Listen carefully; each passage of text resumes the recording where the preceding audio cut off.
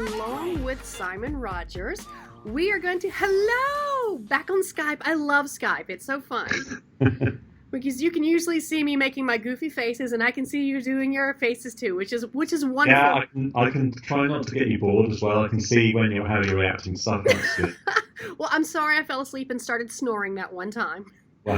A little drool coming out. You snorted. I love that. I do snort that. Sorry. I do too. It's okay, but mine's usually louder. So we'll do a snorting contest one time. We'll try that. All right, let's get into this week's Google Top 5 search results. Let's start with number 5, Four Loko Seltzer. Tell us what it's all about. So you may have noticed how like hard seltzer's become a thing. This new kind of concoction has a 14% ABV, which is pretty high. Most hard seltzers are about 5%. So this has been trending a lot in search last week, and a lot of people search for where to buy a seltzer and where does it come out. And search interest in Four Loko Seltzer calories has spiked up as well. So yeah, it's something that people are definitely looking for.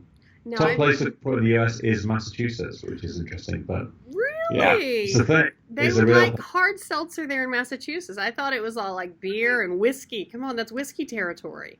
I know, right? Yeah, Right, yeah. So weird. Anyway, yeah, it's a huge thing on search this week. People really care about it.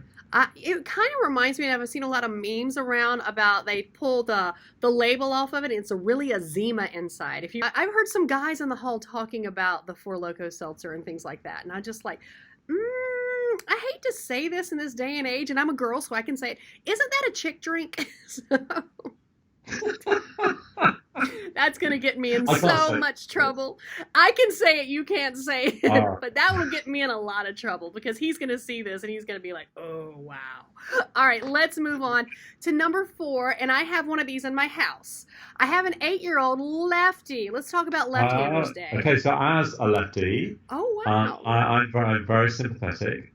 And so, yeah, Left-Handers Day was on Tuesday, which is apparently the one day of the year we're allowed to be appreciated. But it's a big thing on search. There's kind of a sweet thing about people searching for gifts for left-handers, which I really like. It's like one of the top searches. And if you look at the phrase for left-handers, gifts and products for left-handers, lots of creative people, can I just say, are lefties as well. Like Paul McCartney is a lefty, and Oprah is, and Barack Obama, Bill Gates. It's like the one day of the year when people care. And I do appreciate him because he's constant. My son is always drawing. He's always creating something. He's creating these little worlds. And I even said to my ex-husband one time, I think he's living in this world and walking around it. We just don't see it because he's creating Disney World, Disneyland, and any theme park around him as he goes. Yeah. I totally get it. It's something. There is a ton of stuff about being a fan, which is really interesting. But historically, the word sinister comes from people talking about the Latin for being left-handed, which is sinistra. So, there's a whole history there of lefties getting persecuted. So let's move on to number 3. Speaking of 3, meteor shower. Let's talk about that. Yeah, it was the Perseid meteor shower reached its peak this week, and it's kind of an amazing thing. It happens every year. It can feature 100 meteors per hour. So there's loads of kind of stunning photos out there. Lots of people searching to find out when it started, what time it will be visible, where can you see them, and what direction to kind of look at it to see it. One of the questions which quite likes top 5 is how to say meteor shower in Spanish, which actually I don't know. I should find out the answer for that before I come on the show next time. And yeah, like search interest in meteor shower live streams spiked like 1,000% over the past week. So yeah, it's a beautiful, amazing thing. That's wonderful. It was beautiful, and of course, now my brain. I studied Spanish for 4 years, and I speak un poquito. So I could not even. In my brain, I'm like, let me amaze him. Nope, I'm good. I'm totally good. Cannot get that at all. I'm going to find out before the show finishes. I will quiz you. I'm literally desperately Googling now. All right, let's move on. Yeah, no, I think it's like one of those things, and I could say this really badly, but I think it's Lluvia de Meteoros. I hope that's right. Lluvia de Meteoros. I love that. There, you said it properly with an accent. I can say it with an accent if someone says it for me first. It's pretty bad. All right, somewhere I have Spanish professors doing this. All right, number 2, Simone Biles. Let's talk about her. So I don't know if you saw this week, but it was yet another example of watching Simone Biles do something. How is that possible? It was incredible. She did land a triple-double during her floor exercise at the US Gymnastics Championship this week and became the first woman to land a trick in competition. It's 3 twists and 2 flips. It's literally, even saying it sounds ridiculously impossible. It does. It's kind of amazing. And lots of searches about her. Search interest in the phrase triple-double spiked 3,000% this week. Absolutely. Lots of people the New York Times had this kind of slow-motion interactive, which is worth checking out.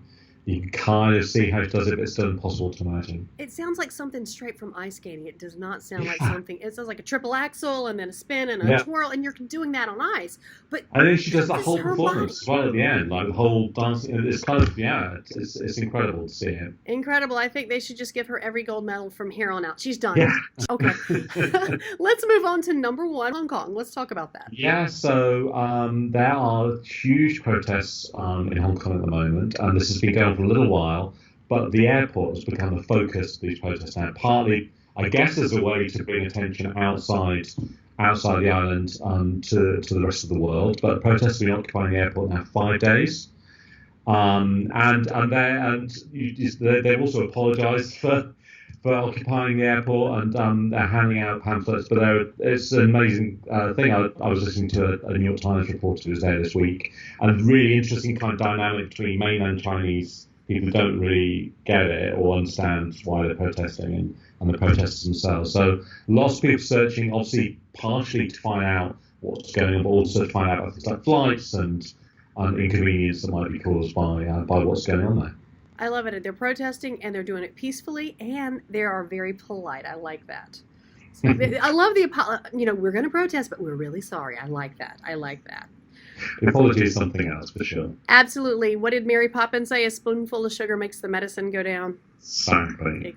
All right, let's move on to our YouTube video of the week. What is the highest trending YouTube video? So, Little Women, you may have read it as a child. Most people in my family have, and there is a new movie version. It won't be the first one, but it looks pretty great, actually. It's got a really star cast: Laura Dern, Emma Watson, Saoirse Ronan, Timothy Chalamet, and Meryl Streep.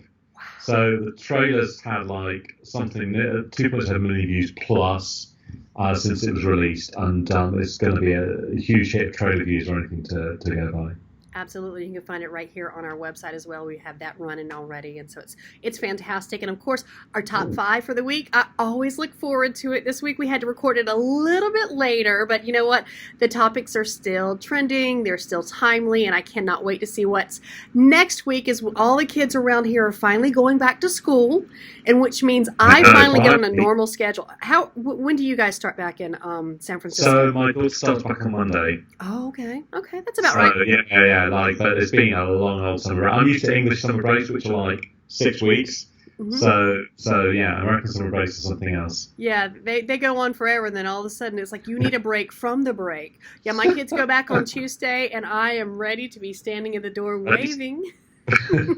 A very regal wave there, Sheri. It was. It's total love, and it's not like bye to my kids. It's more like mommy loves you. I'll see you this afternoon. Bye bye. I do the old bye bye as they go out the front door in the morning. Bye bye. Sure. And a polite goodbye to you, and I will see you next week. Have a great weekend. Bye, Sheri. See you next week. Thank you.